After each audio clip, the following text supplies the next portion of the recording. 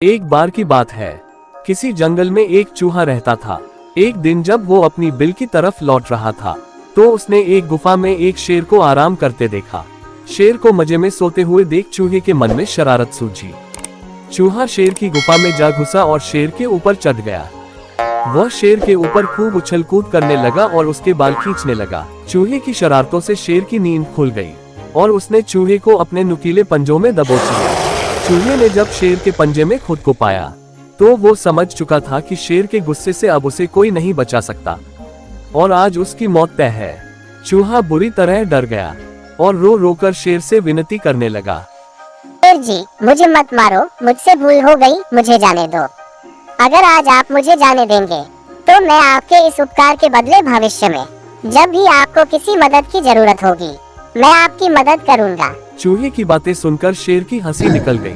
शेर ने कहा कि तुम तो खुद इतने छोटे हो, मेरी मदद क्या करोगे? चूहे की विनती सुनकर शेर को उस पर दया आ गई और उसने चूहे को छोड़ दिया।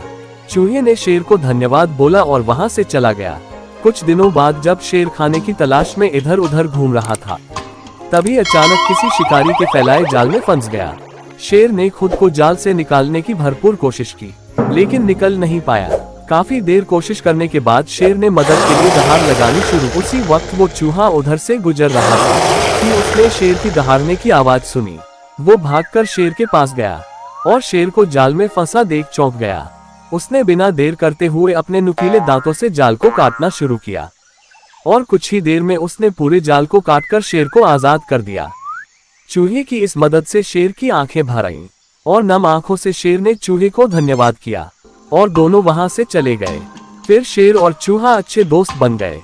इस कहानी से हमें ये सीख मिलती है कि हमें सिर्फ शरीर के आधार पर किसी इंसान को छोटा या बड़ा नहीं समझना चाहिए। साथ ही हमें दूसरों की मदद करनी चाहिए, क्योंकि जब हम दूसरों की मदद करेंगे, तभी कोई हमारी मदद के लिए आगे आएगा।